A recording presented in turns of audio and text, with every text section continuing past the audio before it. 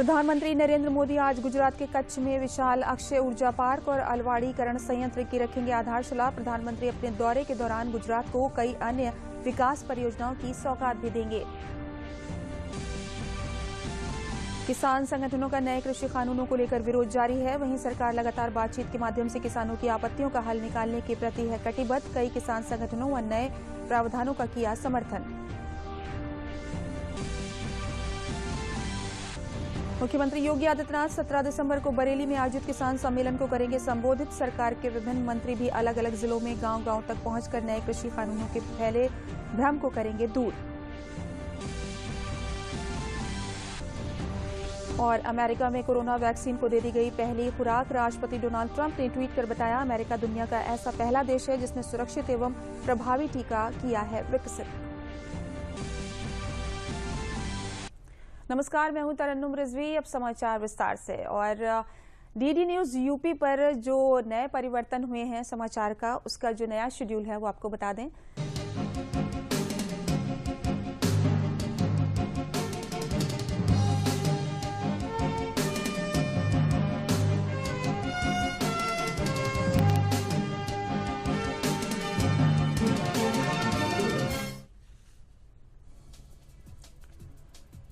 प्रादेशिक समाचार प्रातः 8 बजे से 8:30 तक, दोपहर 2 बजे से 2:30 तक, दोपहर 3 बजे से 3:30 तक प्रसारित किए जाएंगे।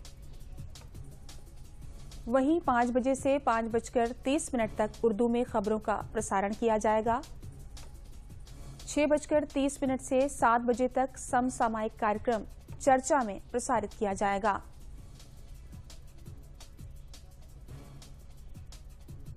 सायं 7 बजे से 7:30 तक प्रादेशिक समाचार का प्रसारण किया जाएगा। इसके अलावा प्रादेशिक समाचार यूट्यूब पर डीडी न्यूज यूपी पर क्लिक कर देखे जा सकते हैं।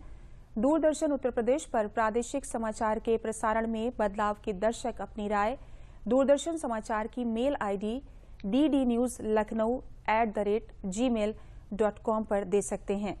ये थी जानकारी डीडी न्यूज यूपी पर समाचारों से संबंधित समय के बदलाव के बारे में। रुख करते हैं विभिन्न खबरों की ओर। परियोजना प्रधानमंत्री नरेंद्र मोदी आज गुजरात में कई परियोजनाओं का शिलान्यास करेंगे। गुजरात के कच्छ में प्रधानमंत्री विशाल अक्षय ऊर्जा पार्क और अलवड़ीकरण संयंत्र की आधारशिला रखेंगे। 15 दिसंबर को प्रधानमंत्री नरेंद्र मोदी अपने एक दिन के गुजरात दौरे पर देश के सबसे बड़े अक्षय ऊर्जा पार्क की नींव रखेंगे। कच्छ के वीगाकोट में तकरीबन 72,600 हेक्टेयर में बनने जा रहे इस पार्क की क्षमता 30,000 मेगावाट की होगी। कच्छ के रेगिस्तानी क्षेत्र में सौर ऊर्जा और पवन ऊर्जा के द्वारा यहाँ तैयार होने वाली बिजली न सिर्फ कच्छ बल्कि पूरे प्रदेश के विकास में मील का पत्थर साबित होगा। इसके साथ ही प्रधानमंत्री मोदी कच्छ के मांडवी में अलवाड़ीकरण संयंत्र का शिलान्यास करेंगे, जिससे मुंद्रा, लखपत, अब्दासा, नखत्राना, भचाऊ, रापर और गांधीधाम क्षेत्र के 8 लाख लोगों को स्वच्छ पानी पहुंचेगा। कच्छ के लोगों की आमदनी बढ़ाने के लिए प्रधानमंत्री मोदी कच्छ में 121 करोड़ रुपए की लागत से एक milk processing and packing plant का भी आधारशिला रखेंगे, जो बिल्कुल नए तकनीक पर आधारित होगी और इसकी क्षमता 2 लाख लीटर प्रतिदिन की होगी। वहीं प्रधानमंत्री के इस दौरे से यहाँ के लोगों को उम्मीद है कि कच्छ में पर्यटन व्यवसाय को बढ़ावा मिलेगा, जिससे स्थानीय लोगों की आमदनी में इजाफा होगा। प्रधानमंत्री नरेंद्र मोदी ने अंतरिक्ष गतिविधियों में भागीदारी के लिए प्रोत्साहित करने के उद्देश्य से प्रमुख उद्योगपतियों, स्टार्टअप्स और शिक्षाविदों के साथ वर्चुअल माध्यम से बैठक की। प्रधानमंत्री ने आशा व्यक्त की कि देश शीघ्र ही अंतरिक्ष परिसंपत्तियों के विनिर्माण का केंद्र बनेगा। उन्होंने कहा कि अंतरिक्ष क्षेत्र में सुधार कारोबार करना सुगम बनाने तक ही सीमित नहीं है, बल्कि इनसे प्रत्येक क्षेत्र और प्रत्येक चरण में सहायता भी मिल रही है। उन्होंने कहा कि जिस तरह सूचना और प्रौद्योगिकी के क्षेत्र में भारतीय प्रतिभाओं ने दुनिया भर में प्रसिद्धि प्राप्त की, उसी तरह अंतरिक्ष क्षेत्र में भी करेगी। केंद्रीय मंत्रिमंडल ने इस वर्ष जून में अंतरिक्ष क्षेत्र को खोलने और सभी तरह की अंतरिक्ष गतिविधियों में भारत के निजी क्षेत्र को भागीदारी में समर्थ बनाने का ऐतिहासिक निर्णय लिया था। भारतीय राष्ट्रीय अंतरिक्ष संवर्धन और प्राधिकार केंद्र स्पेस की स्थापना से प्राइवेट कंपनियों और स्टार्टअप को भी समान अवसर मिलेंगे। नए कृषि कानूनों को लेकर कुछ किसान संगठनों का विरोध अभी भी जारी है, तो वहीं सरकार लगातार बातचीत के माध्यम से हल निकालने को प्रतिबद्ध है। कल तमाम किसान संगठनों के नेताओं ने कृषि मंत्री से मुलाकात करके नए प्रावधानों का समर्थन किया, तो किसानों के बीच भ्रम फैलाने की बात भी कही। सरकार की ओर से कई मंत्रियों ने फिर से नए प्रावधानों को किसान हित में बताया और बातचीत के माध्यम से किसी भी समस्या का हल निकालने की बात भी दोहराई। सरकार लगातार किसानों के मुद्दे पर संवेदनशीलता के साथ नए कृषि कानूनों पर किसानों की आपत्तियों पर विचार करने और उनका समाधान निकालने के लिए तैयार है, तो वहीं कुछ किसान संगठन कानून की वापसी पर अड़े हुए लगातार दिल्ली से लगती सीमाओं पर विरोध जता रहे हैं। सोमवार को भी सरकार और किसान के 18 संगठनों के बीच मुलाकात और संवाद का सिलसिला देखने को मिला। उसमें हरियाणा, महाराष्ट्र, तेलंगाना, बिहार, तमिलनाडु, उत्तर प्रदेश, केरल समेत कई राज्यों के किसान शामिल रहे। ये कानून किसानों के जीवन स्तर में बदलाव लाने के लिए आए हैं। इन कानूनों के पीछे भारत सरकार की नीति और नीयत दोनों सही है और हम लोगों ने किसान यूनियन के साथ बातचीत की है, उनको समझाने का भी प्रयास किया है और हमारी इच्छा है कि वो क्लॉज बाय क्लॉज चर्चा करें और हम लोगों ने जो अपनी तरफ से प्रस्ताव दिए हैं उन पर उनका क्या मत है वो व्यक्त करेंगे, तो निश्चित रूप से हम लोग चर्चा को आगे बढ़ाएं। किसान संगठनों ने साल 2022 तक देश के किसानों की आय दोगुनी करने के सरकार के लक्ष्य का समर्थन किया। साथ ही उन्होंने एक ज्ञापन सौंपा जिसमें कृषि क्षेत्र में तकनीकी मदद बढ़ाने के मकसद से आयात शुल्क घटाने, कीटनाशकों पर जीएसटी घटाने और कृषि उत्पादों को न्यूनतम जीएसटी की श्रेणी में रखने की मांग की। पहली बार ऐसा हुआ है कि हमारे विरोध में जो 9 शेड्यूल में इतने कानून थे, उसमें से ये जो 3 कानून है वो 3 कानून ढीला करते हैं बाकी के कानूनों को जो हमारे विरोध में है। इसलिए हमने इसका अपने दिल से स्वागत किया है। हम तो बाजार की खुली व्यवस्था चाहते हैं। हमको ये मालूम है कि अगर आपने न्यूनतम सपोर्ट मूल्य को कंपलसरी किया तो बाजार खत्म हो जाएगा। उनका कहना है कि ये जो 3 कानून है वो काले कानून है। हमारा कहना है जो मंडी तंत्र है और सरकारी तंत्र है, जब तक उससे हमें आजादी नहीं मिलेगी तब तक हमें अपनी फसल का भाव नहीं मिलेगा। किसानों के साथ सकारात्मक बैठक के बाद कृषि मंत्री ने दोहराया कि सरकार मुद्दे का हल करने के लिए हमेशा तैयार है। ऐसे में किसान संगठनों को अब आगे बढ़कर पहल करनी होगी। वहीं रक्षा मंत्री राजनाथ सिंह ने कृषि कानूनों को किसानों के हित में बताया। सभी लोगों ने पत्र देकर कृषि सुधार बिलों का समर्थन किया है और उन्होंने कहा है कि लंबे समय से इस प्रकार के बिल आए और किसान को स्वतंत्रता मिले, इसके लिए हम संघर्ष कर रहे थे। There is no question of taking retrograde steps against our agricultural sector either. The recent reforms have been undertaken with the best interests of India's farmers in mind. We are, however, always willing to listen to our farmer brothers, allay their misgivings, provide them with assurances we can provide. इस बीच कुछ किसान संगठनों ने सांकेतिक अनशन किया, जिसमें कुछ राजनीतिक दलों ने भी शिरकत की। ऐसे दलों की नीयत पर भाजपा ने सवाल उठाते हुए उन पर किसानों के बीच कानून को लेकर भ्रम फैलाने और राजनीतिक रोटियां सेकने का आरोप लगाया। किसानों की लड़ाई अब किसानों की लड़ाई मात्र के रूप में प्रयोग किया जा रहा है। दरअसल ये लड़ाई आप देखिएगा राजनीतिक गुटों के बीच की लड़ाई हो गई। आम आदमी पार्टी और कैप्टन अमरिंदर सिंह के ट्वीट वॉर को देखिए, आपस में एक दूसरे से लड़ रहे हैं। आपको क्या लगता है ये किसानों के हित के लिए लड़ रहे हैं? बिल्कुल नहीं। कुर्सी पर कौन बैठेगा? किसी भी कीमत पर बिना मेहनत किए, बिना रिफॉर्म किए, बिना परफॉर्म किए, बिना ट्रांसफॉर्म किए कैसे सत्ता मिल जाए, इसकी लड़ाई चल रही है। दिल्ली एनसीआर में कई जगह हो रहे विरोध प्रदर्शन में नोएडा और गाजियाबाद को दिल्ली से जोड़ने वाली सीमाओं पर भी प्रदर्शन चल रहा है। यूपी दिल्ली सीमा पर जारी प्रदर्शन पर यूपी पुलिस का कहना है कि कुछ ऐसे आपराधिक तत्व हैं जो किसान आंदोलन की आड़ में गड़बड़ी फैलाना चाहते हैं। ऐसे लोगों पर प्रशासन स्थानीय स्तर पर कार्रवाई कर रहा है। ऐसे लोग इस आंदोलन में घुस गए और इनके फोटोग्राफ भी वहां डिस्प्ले किए जा रहे हैं। जो लोग ये दिल्ली के शाहीन बाग या अन्य जगहों पे धरना प्रदर्शन करते थे और इसीलिए हम लोगों ने आगाह भी किया है और उत्तर प्रदेश में जगह जगह पे किसानों ने ऐसे लोगों का बहिष्कार भी किया है और उनको यहाँ से हटाया भी है और लगातार हमारी इस संबंध में पुलिस और प्रशासन के लोगों की किसान बंधुओं से वार्ता चल रही है और हम लोग ये सुनिश्चित कराएंगे कि इस तरह के कोई तत्व किसान आंदोलन में न घुसने पाए। दरअसल सरकार की मंशा देश को नई सदी का भारत बनाने के लिए कई क्षेत्रों में सुधार की प्रक्रिया को गति देने की है। इसी क्रम में कृषि सुधार भी हैं, जिससे कृषि क्षेत्र में उत्पादकता बढ़े और किसान परिवारों के जीवन स्तर में सुधार आए। वहीं भाजपा का आरोप है कि विपक्ष सरकार द्वारा किए जा रहे सुधारों को लेकर लगातार भ्रम फैलाने की कोशिश करता रहा है और सुधार की प्रक्रिया को धीमा करने की चाहत रखता है। मुख्यमंत्री योगी आदित्यनाथ 17 दिसंबर को बरेली में आयोजित भाजपा के किसान सम्मेलन को संबोधित करेंगे। प्रदेश सरकार के विभिन्न मंत्री भी अलग अलग जिलों में गांव-गांव तक पहुंचकर नए कृषि कानूनों के बारे में फैले भ्रम को दूर करेंगे। प्रदेश महामंत्री गोविंद नारायण शुक्ला ने बताया कि भाजपा प्रदेश अध्यक्ष स्वतंत्र देव सिंह आज गोंडा में और वहीं उप मुख्यमंत्री केशव प्रसाद मौर्य वाराणसी में किसानों को संबोधित करेंगे। कैबिनेट मंत्री मुकुट बिहारी वर्मा अमेठी में, डॉक्टर महेंद्र सिंह मुरादाबाद में और राज्य मंत्री नीलकंठ तिवारी प्रतापगढ़ में किसानों को संबोधित करेंगे।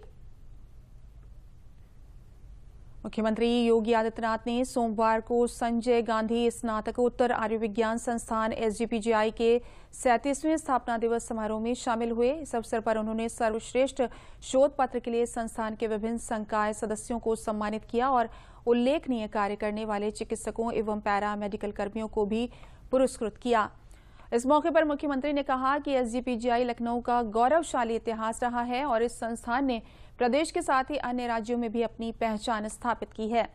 इस संस्थान के चिकित्सकों, रेजिडेंट्स के प्रति लोगों में विशेष भाव है। उन्होंने कहा कि SGPGI लखनऊ की लंबी यात्रा शेष है और इसके दृष्टिगत संस्थान को अपने आप को तकनीकी रूप से अद्यतन करते हुए भावी चुनौतियों के लिए तैयार करना चाहिए। अपने को साबित करने का एक समय हो, परिलक्षी कालावधि होती है। इस अवधि में हम पता लगा सकते हैं कि संस्थान की दिशा क्या है, संस्थान कहाँ जा रहा है और संस्थान के सामने आगे का भविष्य कैसा है। और अगर कहा जाए तो 37 वर्ष SGPGI के इतिहास में बहुत गौरवशाली रहे हैं और एक नए विश्वास के साथ में प्रदेश ही नहीं बल्कि आसपास के राज्य भी SGPGI को देखते हैं। जहां SGPGI से जुड़े हुए यहाँ के फैकल्टी मेंबर्स को, यहाँ के जो मेडिकल से जुड़े हुए जो भी स्टूडेंट्स हैं, सबके लिए जहाँ एक बहुत गौरव की बात है। लेकिन वहीं हम सबके सामने जो चुनौतियां हैं, उन चुनौतियों से हम कैसे निकल सकते हैं, यह भी हमारे लिए वास्तव में उसकी तैयारी के लिए हम सबको अपने आप को हमेशा अपडेट करना पड़ेगा।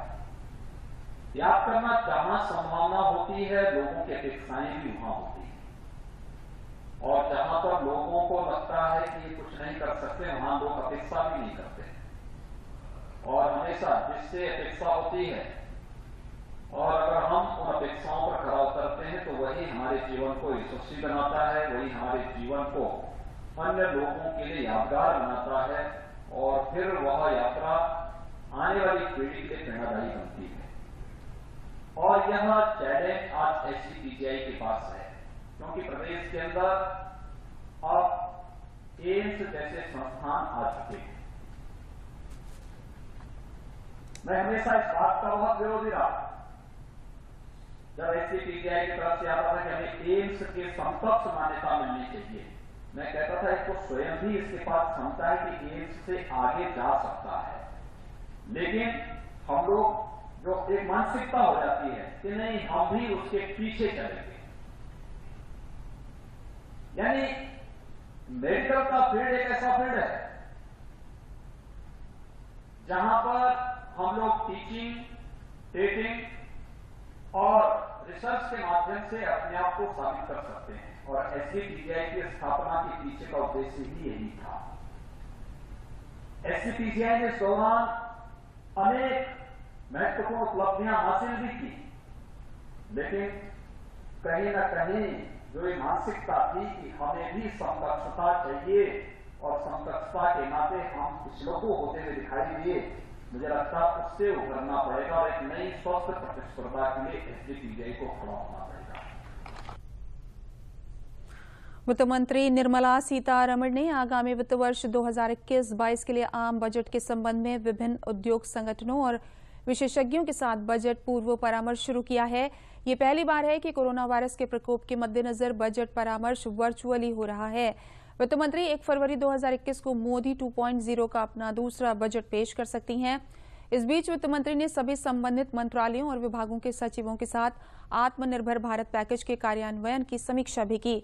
एक आधिकारिक विज्ञप्ति में मंत्रालय ने कहा कि विभिन्न मंत्रालयों ने 3 आत्मनिर्भर भारत पैकेज के तहत योजनाओं को लागू करना शुरू कर दिया है।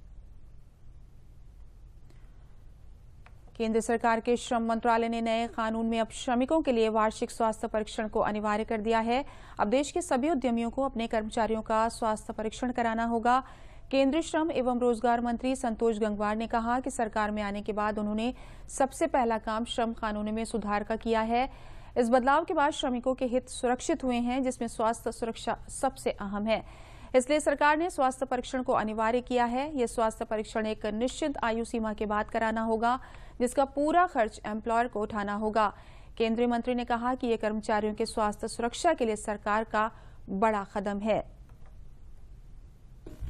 वेतन महीने की कौन सी तारीख को मिले यह तय नहीं था, पर अब इसकी तिथि भी निर्धारित करने का काम कर दिया। और एक और जो काम किया गया है कि अब एक मैंडेटरी कर दिया गया है कि मजदूर की एक एज के बाद हेल्थ चेकअप होगा और वो हेल्थ चेकअप एम्प्लॉयर के द्वारा करवाया जाएगा। ये एक मैंडेटरी कर दिया है, आवश्यक कर दिया है। और मुझे लगता है कि इसको लोगों ने बहुत पसंद किया है, लोग इसको मान भी रहे हैं कि क्योंकि कभी कभी मजदूरों को कभी बड़ी समस्याएं, बीमारी हो जाती हैं और उसका समझ में नहीं आ पाता है। तो अब ये मैंडेटरी कर दिया है कि ये कानून, प्रधानमंत्री जी की रुचि है कि ये महीना ख़त्म होते होते ये कानून एक प्रक्रिया में आ जाए, इनको लागू कर दिया जाए। तो उसमें सारे लाभ मजदूरों को मिलेंगे। और हम लगातार श्रमिक नेताओं के संपर्क में भी उनसे बात भी कर रहे हैं कि इसमें कोई सुझाव उनकी समझ में आता है तो बताएं, तो हम कैसे उसको जोड़ा जा सकता है उसके हिसाब से बात कर सकते हैं। अमेरिकी राष्ट्रपति डोनाल्ड ट्रंप ने ट्वीट करके बताया कि अमेरिका में कोरोना वैक्सीन की पहली खुराक दे दी गई है। उन्होंने ट्वीट किया कि पहली वैक्सीन की डोज दे दी गई है। वैक्सीन की ये पहली डोज सबसे पहले एक नर्स को दी गई है। ट्रंप ने कहा कि अमेरिका दुनिया का ऐसा पहला देश है जिसने सुरक्षित एवं प्रभावी टीका विकसित किया। आज की उपलब्धि अमेरिका की असीमित क्षमता की याद दिलाती है। उन्होंने कहा कि ये टीका अमेरिकियों को निःशुल्क उपलब्ध कराया जाएगा।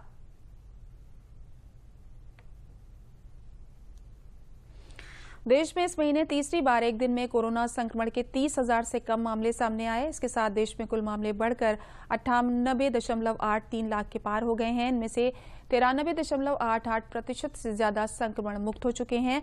स्वास्थ्य मंत्रालय के मुताबिक सोमवार को कोविड-19 के 27,071 नए मामले सामने आए, जबकि 336 लोगों की इस संक्रमण से मृत्यु हो गई। 93,88,159 लोगों के संक्रमण मुक्त होने के साथ रिकवरी दर बढ़कर 94.98% हो गई है। इधर अपर मुख्य सचिव स्वास्थ्य अमित मोहन प्रसाद ने प्रेस वार्ता में बताया कि प्रदेश में पिछले 24 घंटों में कोरोना संक्रमण के 1,229 नए मामले सामने आए हैं और इसी अवधि में ही 1,972 कोरोना संक्रमित मरीज उपचार के बाद पूरी तरह से ठीक होकर डिस्चार्ज किए गए हैं। प्रदेश में रिकवरी दर बढ़कर 95.23% हो गई है। कोरोना वायरस के संबंध में प्रदेश की स्थिति इस प्रकार है। विगत 24 घंटों में संक्रमण के 1,229 नए मामले सामने आए हैं। इसी अवधि में उपचारित होकर डिस्चार्ज होने वालों की संख्या 1,972 है। इस प्रकार इस समय एक्टिव इन्फेक्शन के केसेस की कुल संख्या घटकर के 18,918 रह गई है। आप याद कीजिए 17 सितंबर 2020 को एक्टिव इन्फेक्शन के केसेस की संख्या 68,235 थी और 3 महीने से भी कुछ कम अवधि में ये संख्या घटती 18,918 हो गई है, जो कि लगभग 50,000 की गिरावट है। तो संक्रमण इस समय प्रदेश में काफ़ी नियंत्रित है, लेकिन अभी भी हमें बहुत सतर्क सावधान रहना है। उप मुख्यमंत्री केशव प्रसाद मौर्य ने लोक निर्माण विभाग के अधिकारियों को निर्देशित किया है कि नए वर्ष में 1500 किलोमीटर प्लास्टिक मार्गों का निर्माण हर हाल में किया जाना सुनिश्चित करें। उन्होंने निर्देश दिए कि ग्रामीण और संपर्क मार्गों के नव निर्माण और उनके चौड़ीकरण पर विशेष रूप से ध्यान दिया जाए। सैमसंग मोबाइल फोन का स्क्रीन उत्तर प्रदेश में बनाया जाएगा। वियतनाम और चीन के बाद भारत तीसरा देश होगा जहां सैमसंग स्क्रीन बनेंगे। प्रदेश में स्क्रीन बनने के बाद मोबाइल की कीमतों में गिरावट आना तय है, क्योंकि अभी तक स्क्रीन के आयात पर 10% की कस्टम ड्यूटी लगती थी। जनवरी 2021 से यहां स्क्रीन बनाने का कार्य शुरू हो जाएगा। आईटी व इलेक्ट्रॉनिक विभाग के अपर मुख्य सचिव आलोक कुमार ने बताया कि Samsung display Noida private limited के नाम से ये factory Samsung India electronic limited के परिसर में ही लगाई जाएगी। स्वच्छता सर्वेक्षण 2021 की तैयारियों में महापौर संयुक्ता भाटिया ने अपने घर से कंपोस्ट खाद बनाने की शुरुआत की। घर में कंपोस्ट बनाने से जहां एक तरफ कूड़े का निस्तारण अच्छी तरह से होगा, वहीं शहरों में गंदगी भी कम फैलेगी। कंपोस्ट बनाने के लिए सर्वप्रथम नगर निगम के समस्त अधिकारियों एवं समस्त पार्षदों के घरों में होम कंपोस्टिंग अनिवार्य रूप से लागू की जाएगी, जिससे कूड़े का निस्तारण घर में ही संभव हो सकेगा और होम कंपोस्टिंग कर कूड़े से खाद का निर्माण किया जा सकेगा। महापौर संयुक्ता भाटिया ने सभी लखनऊ वासियों से होम कंपोस्टिंग करने की अपील की। महापौर ने होम कंपोस्टिंग करने के लिए पार्षदों से वार्डों में जन जागरूकता अभियान चलाने की भी अपील की। खाद बना रहे हैं, नगर निगम द्वारा ये शुरू किया गया है। लखनऊ नगर निगम ने ये स्टार्ट किया है और मैंने इसको अपने घर से स्टार्ट किया है। घर का आपका जो सब्जियों का कूड़ा है, किचन का कूड़ा है, उस कूड़े से आपको कंपोस्टिंग खाद बनानी है। इसका यहाँ से आज मैंने शुरुआत की है, आप भी अपने घर में इसको शुरू करिए। पूर्वोत्तर रेलवे राजधानी लखनऊ में लखनऊ जंक्शन स्टेशन और बादशाह नगर स्टेशन पर यात्री सुख सुविधाएं बढ़ा देंगी। पूर्वोत्तर रेलवे के प्रमुख मुख्य वाणिज्यिक प्रबंधक एससी प्रसाद ने स्टेशनों पर विकास कार्यों का जायजा लिया और उपस्थित अधिकारियों को यात्रियों को बेहतर सेवा प्रदान करने के निर्देश दिए। लखनऊ मंडल के जनसंपर्क अधिकारी महेश गुप्ता ने बताया कि मुख्य वाणिज्यिक प्रबंधक ने यात्री सुविधाओं की गुणवत्ता, रेल राजस्व बढ़ाने व स्टेशन पर यात्रा करने वाले यात्रियों को कोविड-19 के मानकों की विधिवत निगरानी के लिए संबंधित अधिकारियों व कर्मचारियों को निर्देशित किया है। प्रदेश में 17 दिसंबर तक मौसम में किसी खास बदलाव के आसार नहीं हैं। मौसम विभाग के मुताबिक इस पूरी अवधि में राज्य के विभिन्न अंचलों में बहुत घना कोहरा छाया रह सकता है। आने वाले दिनों में तापमान में गिरावट और मौसम में किस तरह के बदलाव के आसार हैं, आइए जानते हैं मौसम विभाग के निदेशक जेपी गुप्ता से। जी नमस्कार गुप्ता जी। जी नमस्ते। जी बताएं कि क्या आने वाले दिनों में प्रदेश में ठंड बढ़ने या फिर बारिश होने के आसार हैं? नहीं, आज जो है तो जो पूर्वी उत्तर प्रदेश का दक्षिणी हिस्सा है वहाँ पे बादलों की आवाजाही के साथ कुछ जगह पे हल्की बूंदाबांदी हो सकती है। जी। इसके बाद जो है तो पूरे प्रदेश में मौसम साफ रहेगा। अगले कह सकते हैं 1 हफ्ते तक बारिश नहीं होगी, लेकिन तापमान में ग्रेजुअली धीरे धीरे करके गिरावट आएगी। अभी जो समान तापमान है, न्यूनतम तापमान है, वो प्रदेश के अलग अलग जगहों पे अलग अलग है, जो कि 10 डिग्री सेल्सियस से 12 डिग्री सेल्सियस के बीच चल रहा है। अभी इस समान तापमान में अगले 5 दिनों के दौरान 3 से 5 डिग्री सेल्सियस तक की कमी आ सकती है। और हाँ, चूंकि अभी पिछले दिनों पश्चिमी उत्तर प्रदेश में और पहाड़ी क्षेत्र में बारिश हुई है, कुछ ओलावृष्टि भी हुई है, तो वहाँ से ठंडी हवाएं आ रही हैं, उत्तरी पश्चिमी हवाएं। तो उन ठंडी हवाओं के कारण प्रदेश के में ठंडक बढ़ेगी, तापमान में कमी आएगी, ठंडक बढ़ेगी और हवाएं भी चलेंगी। फिलहाल मौसम में यही है। जी गुप्ता जी, बहुत बहुत धन्यवाद मौसम के बारे में जानकारी देने के लिए। बढ़ते हैं अगली खबर की ओर। कुंभ नगरी प्रयागराज 16 दिसंबर से भारत की सबसे लंबी और दुर्गम परिक्रमा का साक्षी बनने जा रहा है। 5100 किलोमीटर की इस पद यात्रा के जरिए गंगा के किनारे बसे लोगों में और पूरे भारत में गंगा को निर्मल और स्वच्छ बनाने की एक बड़ी पहल की जा रही है। खास बात यह है कि इस यात्रा को करने वाले भारत के पूर्व सेना अधिकारी हैं। एक प्रेस वार्ता में पूर्व सैन्य अधिकारी कर्नल मनोज केशवर ने बताया, लगभग 8 महीने चलने वाली इस पद यात्रा में गंगा में गिरने वाले तमाम छोटे बड़े नालों, सीवेज पॉइंट और दूसरे बिंदु जिनके जरिए गंगा में गंदगी और प्रदूषण बढ़ रहा है, उनकी जियो मैपिंग की जाएगी। साथ ही साथ गंगा के किनारे रहने वाले युवाओं को भी इस यात्रा और अभियान से जोड़ने की योजना है। राज्यपाल आनंदीबेन पटेल, केंद्रीय जल शक्ति मंत्री गजेंद्र सिंह शेखावत और केंद्रीय संस्कृति एवं पर्यटन मंत्री प्रहलाद पटेल द्वारा वीडियो कॉन्फ्रेंस के जरिए गंगा परिक्रमा का शुभारंभ करेंगे। ये यात्रा 16 दिसंबर को संगम तट से परियोजना है मुंडमाल गंगा। ये प्रयागराज से शुरू हो रही है। प्रयागराज से गंगा सागर जाएगी, गंगा सागर से अपस्ट्रीम की तरफ फिर गोमुख जाएगी और गोमुख से वापस आगे प्रयागराज में खत्म होगी। तो ये 8 महीने की तपस्या है और पैदल यात्रा है जो 5100 किलोमीटर की यात्रा तय करके प्रयागराज में खत्म होगी। इसका मुख्य ध्येय है, पहली बात तो एक जो पुराणों में ये यात्रा होती थी उसका रिवाइवल हो जाए, ये पहला ध्येय है। दूसरा ध्येय ये है कि इस यात्रा के साथ गंगा की अविरलता और निर्मलता, इन दोनों की गुहार लगाई जाए और जन भागीदारी से जितने भी काम संपन्न हो उनमें गंगा एक काम ऐसा होना चाहिए जो गवर्नमेंट और जन भागीदारी के साथ ये काम पूरा हो, जो सफाई, गंगा की सफाई का काम। प्रधानमंत्री गरीब आवास योजना के तहत अमेठी नगर पालिका के सैकड़ों गरीब परिवारों को आवास मिले हैं। लोगों ने कहा कि जब हम लोगों के पास आवास नहीं था तो हम लोगों को बहुत ही दिक्कतें होती थी, लेकिन जब सरकार ने हम लोगों को घर दिया है तब से सभी समस्याएं खत्म हो गई हैं। अब बड़ी आसानी से जिंदगी चल रही है। वहीं लाभार्थियों ने बताया कि पहले घर न होने से हम लोग बहुत परेशान रहते थे, जब से आवास मिला है तब से कोई दिक्कत नहीं हो रही।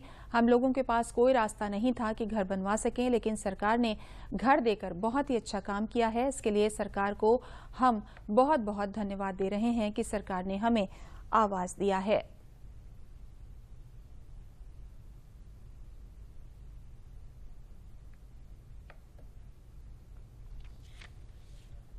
बहुत सारी दिक्कतें थी। पानी बरसता था तो समझ लो कि छानी छप्पर, मतलब कि डाल के छानी छप्पर से अपना कैसा भी गुजर बसर हो रहा था। मतलब बहुत ज़्यादा तकलीफ थी। हाँ, फिलहाल अभी मतलब कि कॉलोनी मिल गई, इससे हमको बहुत बहुत बड़ी राहत हो गई है। कम से कम बच्चों लोग को मतलब कि हम छत के नीचे रख सकते हैं। और इसके पहले बहुत ज़्यादा दिक्कतें थी, जो कि बहुत ज़्यादा परेशानी थी। आदमी मतलब कि जैसे कहता है कि रहने का अगर घर नहीं तो कुछ नहीं, और गरीबता की वजह से घर नहीं बन पा रहा था मतलब। लेकिन ये है कि मतलब कि अब बन गया, कॉलोनी मिल गई, बहुत अच्छा मतलब कि यह है, ये सरकार भी अच्छी है। हमारे पास आवास नहीं था तब एक छप्पर हुआ करता था और बारिश में बहुत टपकता था। हमें खाने पीने में बहुत परेशानी हुआ करती थी और सामान वामान जो होता था सब बारिश में भीग जाते थे। और ठंड में भी बहुत फुहारे चलने की वजह से हमारे बच्चों को बहुत तकलीफ हुआ करती थी। लेकिन अब आवास मिल गया है, अब किस तरह सुविधाएं मिल रही हैं? आवास जब से मिला हुआ है तब से हमें बहुत अच्छी महसूस हो रही है, अच्छी फीलिंग हो रही है और हम अच्छा महसूस कर रहे हैं। सरकार कैसा काम किया है आवास देकर आपने? आवास देकर हमारे सरकार बहुत अच्छा काम किया है, जो कि हम गरीबों को बहुत अच्छी सहायता मिली है। अरे साहब, बहुत दिक्कत थी। पानी चूता था, हमारे रहने का ठिकाना नहीं, खाना बनाते सब तावा में, कढ़ाई में पानी हो जाता था साहब। हाँ, ठंडी में बहुत दिक्कत थी साहब। बहुत टटिया लगाओ तो पानी भर जाता तब भीज जात रहा सब। अब मिलने से कुछ? अरे भाई साहब, योगी महाराज दे दे, बहुत हमका सबका सुकून है भैया। ठीक से शाम के खाई पी के पहुड़ी थे, आराम से उन्हीं के गुन गाई थे भैया। तो कैसा काम किया सरकार आपने? बहुत अच्छा काम, हम लोग को गरीब के लिए तो बहुत अच्छा काम किया। केहू चाहे फायदा हो चाहे हम लोग को फायदा बहुत है, बहुत फायदा है। अंत में प्रमुख समाचार एक बार फिर।